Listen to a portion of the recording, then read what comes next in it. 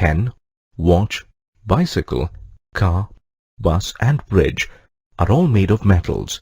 On the other hand, helium, which makes balloons fly, and the carbon that constitutes diamonds are non-metals. What is the basis for distinguishing metals from non-metals? To understand the scientific basis for this classification, you need to examine the physical and chemical properties of metals and non-metals. In this lesson, you will learn about the properties of metals and non-metals. You will also learn how they form compounds and how they can be separated. At the end of this lesson, you will be able to define metals and non-metals, locate the position of metals and non-metals in the periodic table, discuss the physical and chemical properties of metals and non-metals, compare the properties of metals and non-metals.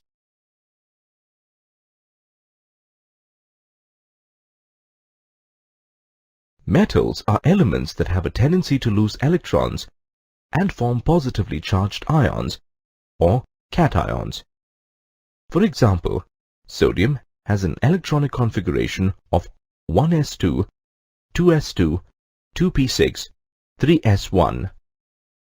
During a chemical reaction, sodium can lose an electron to a non-metal like chlorine to form a sodium ion that has an electronic configuration of 1s2, 2s2, 2p6.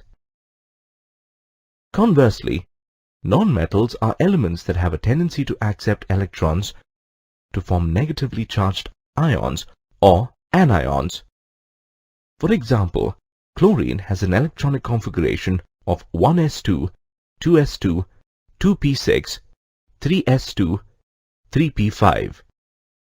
During a chemical reaction, chlorine can accept an electron from a metal like sodium to form a chloride ion.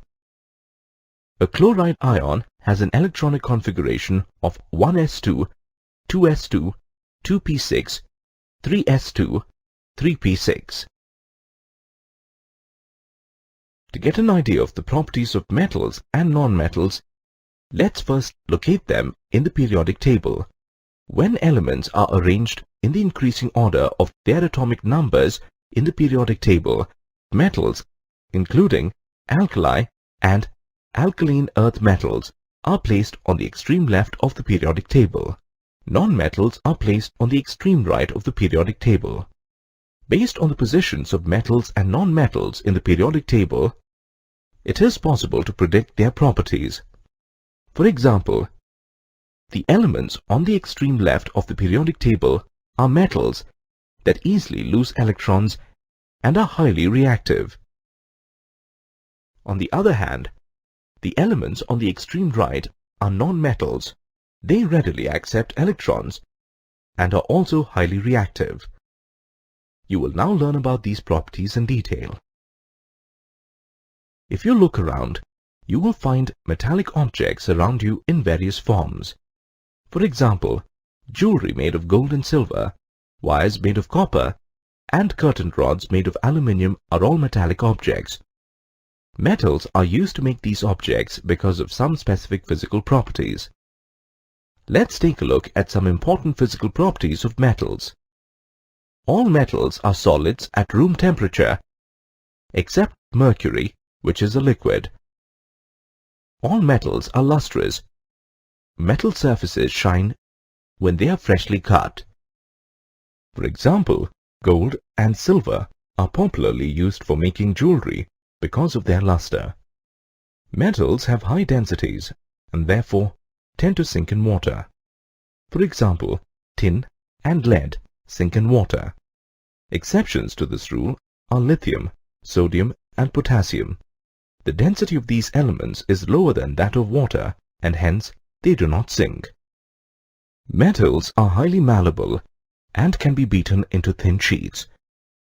For example, aluminium and zinc can be rolled into thin sheets. This property makes them suitable for use in various industries like construction and manufacturing. Metals are highly ductile and can be drawn into wires. For example, copper and silver can be drawn into thin wires. Metals are good conductors of heat and electricity. Copper wires are commonly used in electrical cables because of this property. Metals have high melting points. For example, tungsten has a high melting point due to which it is used in bulb filaments. Mercury is an exception to this property since it has a low melting point.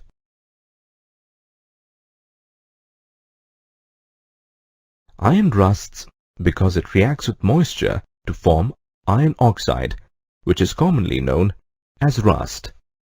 Metals react with other elements in a variety of ways. Let's look at some such reactions. Formation of ionic compounds.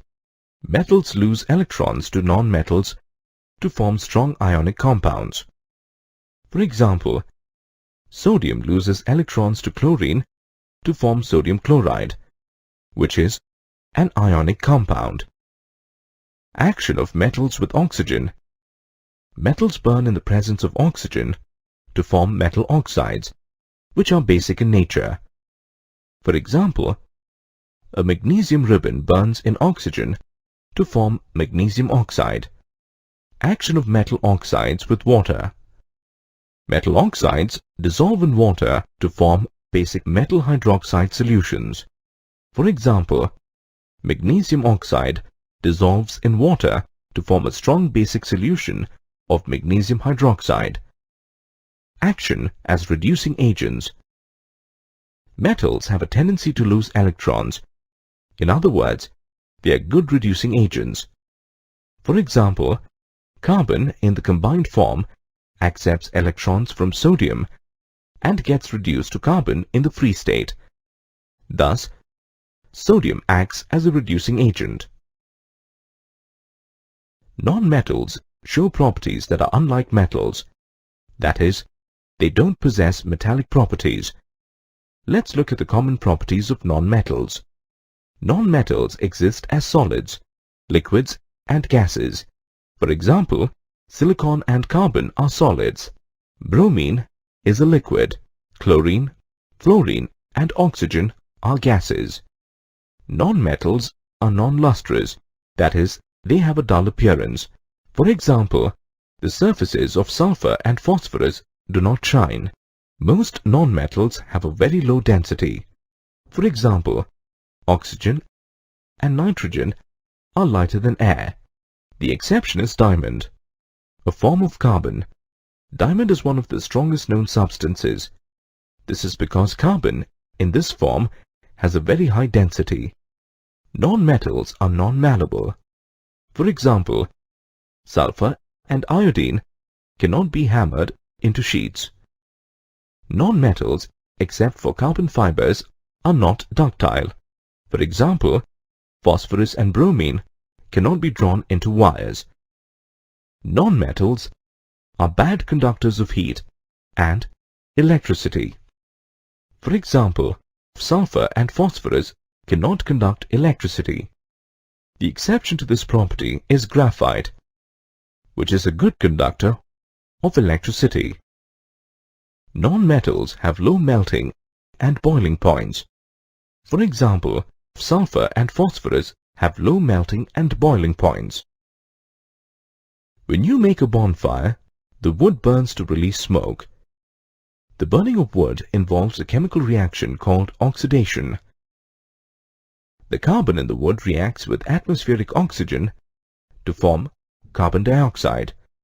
The carbon dioxide is released in the form of smoke. Let's look at the chemical properties of nonmetals in general to understand their behavior with other elements. Formation of covalent compounds. Nonmetals form covalent compounds by sharing electrons. For example, in a molecule of hydrogen chloride, hydrogen and chlorine share a pair of electrons. Thus, hydrogen and chlorine are bound together through a covalent bond. Action with oxygen. Nonmetals form acidic or neutral oxides. For example, sulfur reacts with oxygen to form sulfur dioxide, which is acidic. Nitrogen combines with oxygen to form nitric oxide. This nitric oxide is neutral in nature. Action of non-metal oxides with water. Acidic oxides dissolve in water to form acidic solutions. For example, sulfur dioxide reacts with water to form sulfurous acid. Action of non-metals as oxidizing agents. Non-metals have the tendency to gain electrons. That is, they are good oxidizing agents. For example, chlorine accepts electrons from hydrogen and oxidizes hydrogen sulfide to sulfur. In the process, it liberates hydrogen chloride gas. Thus, chlorine acts as an oxidizing agent.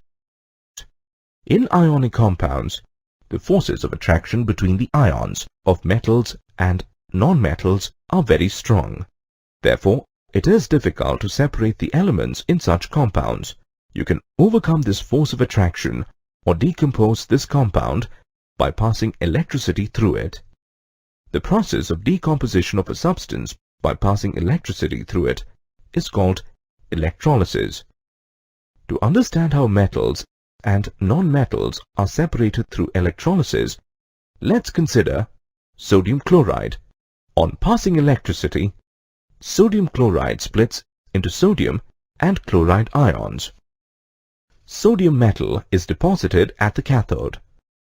The non-metal chlorine gas evolves at the anode. Metals and non-metals exhibit a number of differences in their properties. Some of these important differences are: metals are generally solids, but non-metals may exist in solid, liquid, or gaseous states. Metals have very high melting and boiling points, unlike non-metals.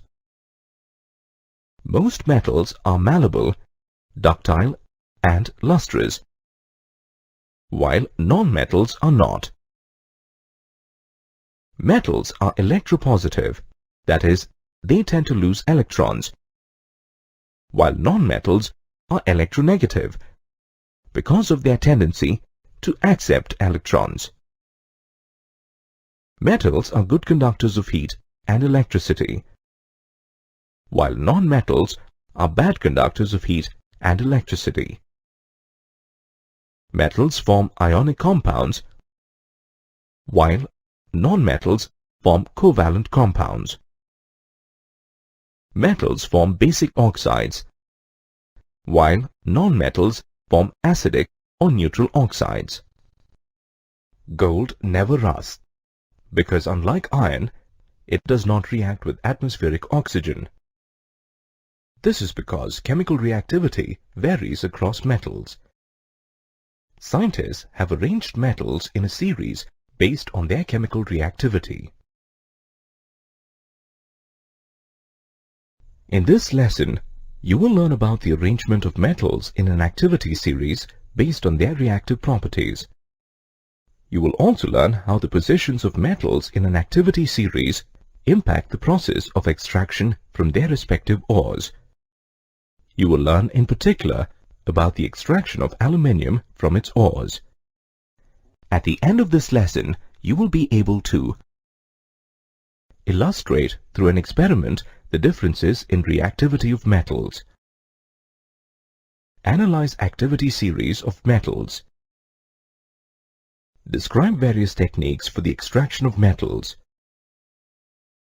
illustrate the process of reduction with examples, describe the process of extraction of metals by electrolysis, analyze the position of aluminium in the activity series, describe the process of extraction of aluminium from bauxite, and list the uses of aluminium. You can observe the differences in reactivity of various metals through an experiment.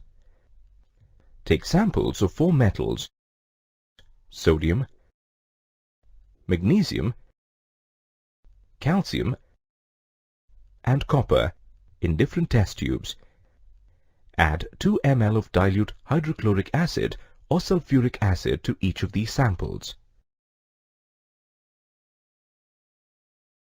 The reaction of the acid with the metal will yield a salt and hydrogen gas in each test tube. However, you will notice that the rate at which the gas is liberated in each test tube is different. For instance, adding 2 ml of dilute hydrochloric acid to sodium results in a vigorous liberation of hydrogen gas. If you hold a burning splinter over the mouth of the test tube, the flame is extinguished with a pop sound. Similarly, the addition of dilute hydrochloric acid to magnesium in the second test tube liberates hydrogen. However, the rate at which hydrogen is liberated in this case is lower than that observed in sodium. The rate of liberation of hydrogen reduces further in the reaction with calcium, while copper does not react with hydrochloric acid at all. The variation in the rate of liberation of hydrogen indicates that the metals differ in their reactivity. To predict the reactions of given metals with other elements, scientists developed a system where metals were arranged in decreasing order of their reactivity. This arrangement of metals is called the activity series of metals. Thus, in this series, the most reactive elements are at the top and the least reactive elements are at the bottom. For example, potassium at the top of the series is the most reactive among all the elements in the series. For any two metals in the series, the metal placed higher in the series can displace the other metal from its salt solution. For example, zinc displaces copper from copper sulfate solution to form zinc sulfate. As you move down the series, oxides of highly reactive metals like magnesium and aluminium are not reduced easily either by hydrogen, carbon, or carbon monoxide. This is because the ionic forms of magnesium and aluminium are more stable than their atoms. Moving further down, metals that are placed below copper do not rust easily because of their low reactivity. A number of metals are available only in combined forms as ores. To obtain the pure forms of these metals, we need to extract them from their respective ores. Based on the reactivity displayed by metals, they can be extracted through the following methods: reduction and electrolysis. Reduction is the process of removal of oxygen for extraction of metals from their oxide ores. The common reducing agents used for reduction of metal oxides are carbon monoxide, carbon, hydrogen. For example, iron oxide is reduced to iron by carbon monoxide. Iron oxide is reduced to iron using carbon as the reducing agent. Similarly, copper oxide is reduced to copper using carbon. Copper oxide is reduced to copper using hydrogen. The metals high up in the activity series are very reactive. Hence, they cannot be obtained from their compounds by heating with common reducing agents like carbon, carbon monoxide, and hydrogen. For example, a reducing agent like carbon cannot reduce the oxides of metals like sodium, magnesium, calcium, and aluminium because they have more affinity for oxygen than carbon. Therefore, these metals are refined by another method known as electrolysis. Electrolysis is the process of the decomposition of a substance by passing electricity through it in a molten or dissolved state. Consider magnesium chloride ore. Magnesium is highly reactive and therefore cannot be reduced by common reducing agents like carbon, carbon monoxide, and hydrogen. Therefore, magnesium is extracted by electrolysis. Electrolysis of fused magnesium chloride gives magnesium at cathode and chlorine at anode. During the reaction at cathode, the reduction of magnesium chloride occurs due to gain of electrons. Magnesium ions gain electrons forming magnesium atoms. During the reaction at anode, chloride ions get oxidized due to loss of electrons. Thus, chloride ions lose electrons to form chlorine atoms. Chlorine atoms combine to form chlorine molecules. Thus, as a result of electrolysis of magnesium chloride, magnesium metal is deposited at the cathode, and chlorine is liberated as a gas at the anode. Let's now take up aluminium, a well-known metal in the activity series, and analyze its properties as well as the method for its extraction. Aluminium is a highly electropositive element and so forms positive ions. Therefore, it is placed towards the top and below magnesium in the activity series. It is not viable to use carbon reduction as a method for extraction of aluminium because the metal needs to be heated to very high temperatures in this method. Therefore, aluminium is extracted from its ores using electrolysis. Important ores of aluminium are bauxite, represented by the formula Al2O3 2H2O,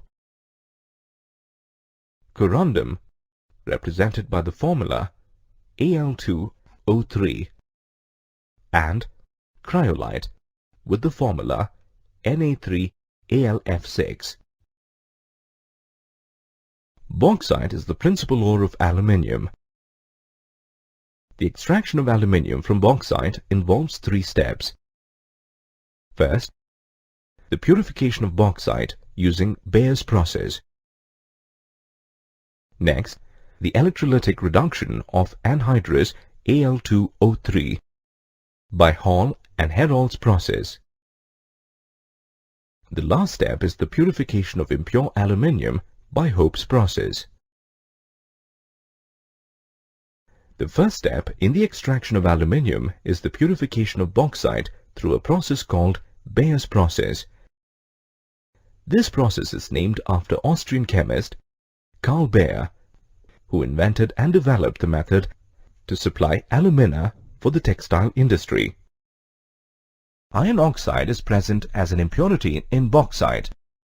In Bayer's process, this iron oxide is removed by treatment of bauxite with sodium hydroxide solution. Purification of bauxite involves 3 steps.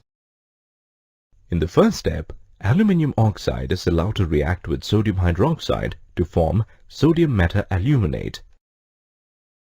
In the second step, sodium metaaluminate is diluted with water to form aluminium hydroxide. In the third step, aluminium hydroxide is heated strongly to form aluminium oxide. The second step in the extraction of aluminium is the electrolytic reduction of alumina, obtained using Bayer's process. This is done through Hall and Herold's process. Hall and Herold developed the process independently. The electrolytic cell used in this process has the following components: an iron tank lined on the inside with carbon, which acts as the cathode, a series of carbon rods that act as the anode, alumina Al2O3 as the electrolyte. Fluorspar and cryolite are mixed with the electrolyte to increase its electrical conductivity and decrease the fusion temperature. In the electrolytic process, electricity is passed through the electrolytic cell. Sodium, aluminium, and calcium ions migrate towards cathode. The aluminium ions discharged at the cathode sink to the bottom of the tank and are periodically tapped off. The oxide ions lose electrons and form oxygen atoms at the anode. The oxygen atoms combine and form oxygen molecules. The metal obtained after Hall and Herold's process is about 98% pure. This needs to be purified further. The third step is purification of the electrolyzed output from Hall and Herold's process. This is done by using a cell developed by Hope. Therefore, the process is called Hoop's process.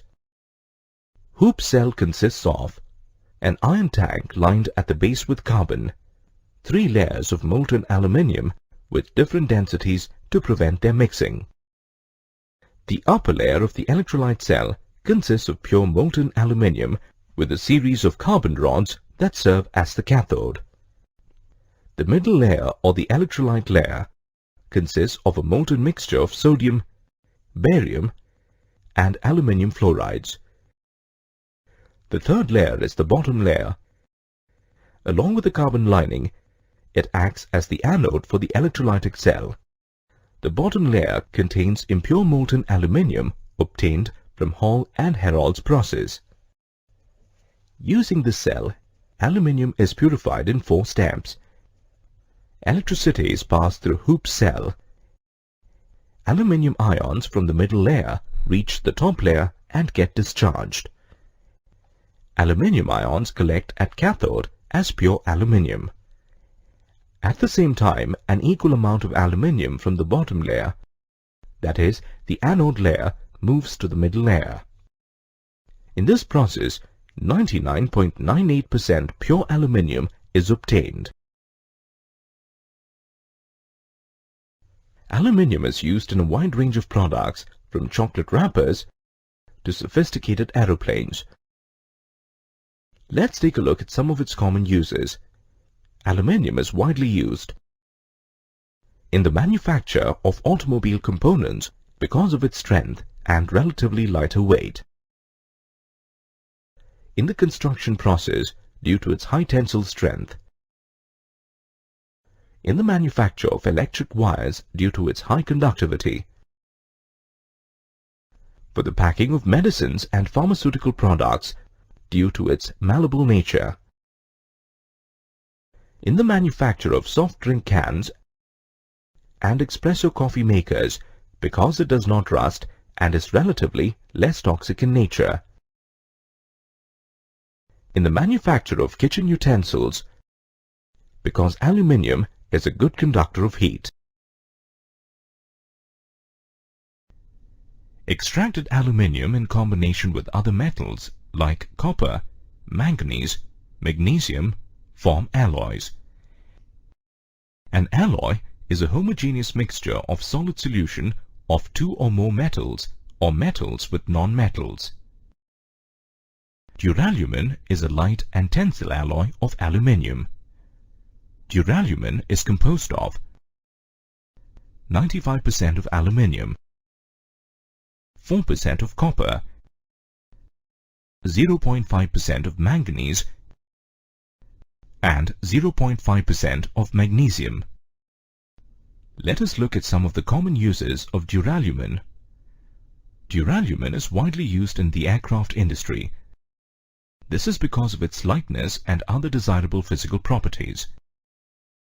It is also used in making pressure cookers to withstand high temperatures. Magnesium is an alloy of aluminium and magnesium. Although weak and soft in elemental state, magnesium combines with aluminium to produce some alloys that are useful in engineering materials. Magnesium is composed of 85% of aluminium and 15% of magnesium. Magnesium is used in the making of balances because of its high structural strength and resistance to corrosion. It is also used in the making of optical instruments like cameras and microscopes due to its lightweight and resistant to corrosion.